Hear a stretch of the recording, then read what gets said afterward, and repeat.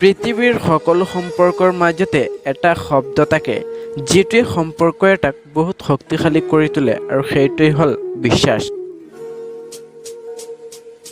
ভাল পালেই ক্ষমা কৰিব নাই। কেতিয়াবা নিজৰ ব্যক্তিত্ব, সততা, আত্মবোধ এবং নিজৰ সত্তাক শ্ৰদ্ধা কৰাৰ বাবে নিজৰ হৃদপিণ্ডক কষ্ট দিব লগা হয়।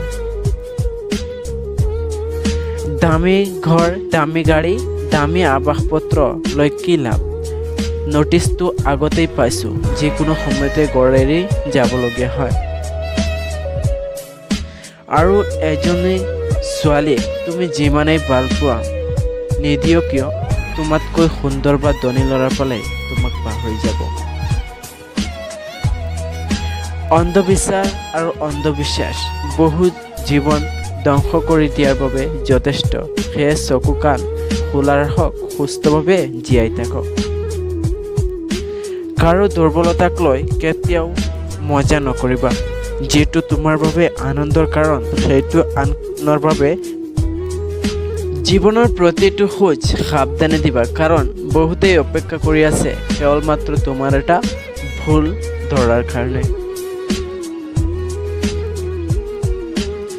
নিজৰ ভনী এজনীৰ বাবে তুমি যেনেকুৱা ল'ৰা বিচৰা, আনৰ ভনী এজনীৰ বাবে তুমি তেনেকুৱা ল'ৰা হোৱা।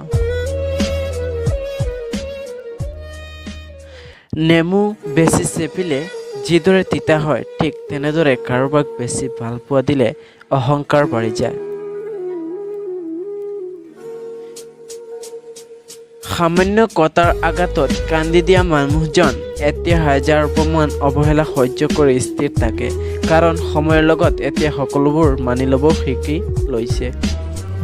মুখৰ ভাষা যেতিয়া অসহায় হৈ পৰে, তেতিয়া চকুৰ ভাষাত অনবৰতে পানী পৰি থাকে। ষড়যন্ত্ৰৰ মূল অস্ত্ৰ হ'ল মিছা, আৰু মূল দুৰ্বলতা হ'ল সঁচা মিছাৰ বিচাৰ কৰাৰ অযোগ্যতা। অভিমান বহুত মূল্যৱান, কাৰণ তাত ভালপোৱা জড়িত থাকে আৰু অভিনয়ত থাকে প্ৰতাৰণা, যিটোৱে যন্ত্ৰণা আৰু কষ্টৰ বাহিৰে আৰু একো দিয়ে না।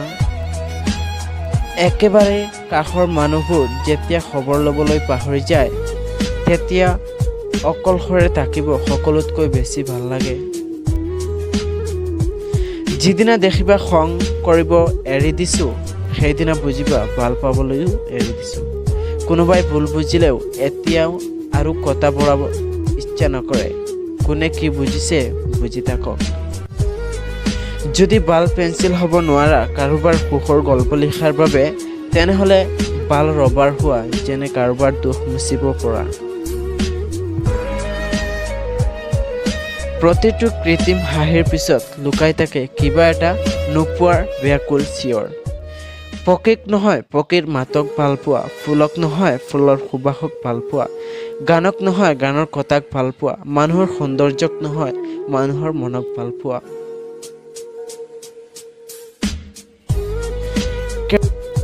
কেৱল জলকীয়া খালেই জ্বলা নালাগে, উচিত কথা ক'লেও বহু মানুহৰ জ্বলা লাগে। গাৰ ৰং বগা হ'লেই মানুহ সুন্দৰ নহয়, মানুহ সুন্দৰ হয় নিজৰ চৰিত্ৰৰ বাবে। প্ৰতিষ্ঠানৰ ডাঙৰ ডাঙৰ ডিগ্ৰী থাকিলেই মানুহ শিক্ষিত নহয়, মানুহ শিক্ষিত হয় নিজৰ মানৱতাৰ বাবে। যিটো পৰিয়ালত পুৰুষতকৈ মহিলাৰ বেছি উচ্চস্বৰ, সেই পৰিয়ালৰ লগত ভুলতেও আত্মীয়তা নকৰিবা। শৰীৰৰ অংগ কাটি ভালপোৱা প্ৰকাশ কৰাটো মূৰ্খতা। যাৰ কাষত তোমাৰ চকু পানীৰ কোনো মূল্য নাই, তেওঁ তোমাৰ ৰক্তৰ মূল্য কিদৰে দিব? অভিমান তেওঁ কৰে যিজনে তোমাক ৰিয়েল লাভ কৰে। কথাই কথাই কাজিয়া তেওঁ কৰে যিজনে তোমাক ফিল কৰে। তোমাৰ ভুল তেওঁ বিচাৰে যিজনে তোমাক সকলো সময়তে মিছ কৰে। ছোৱালীবোৰে সৰু সৰু কথাতে কান্দি দিয়ে সঁচা, কিন্তু জীৱনৰ কঠিন সময়খিনি হাঁহি মুখে কটাই দিব পাৰে। সন্মান হ'ল আইনৰ দৰে, তুমি আনক যিমান সন্মান দিবা, তেওঁৰ পৰা তাতোকৈ বেছি সন্মান ঘূৰাই পাবা।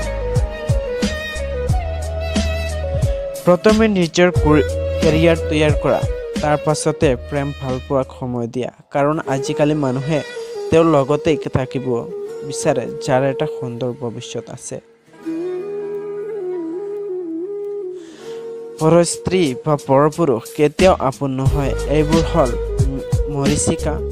এওঁলোকৰ পিছত পৰিলে নিজৰ পৰিয়াল আৰু নিজৰ জীৱন ধ্বংসপথে গতি কৰে। বৰ্তমান সকলো বস্তুৰে দাম বাঢ়িছে, কিন্তু এই দুটা বস্তুৰ দাম আজিও বঢ়া নাই, বিশ্বাস আৰু ভালপোৱা। কাৰণ এই দুটা বস্তুৰ দাম আগতেও কোনেও দিয়া নাছিল আৰু এতিয়াও কোনোৱে নিদিয়ে।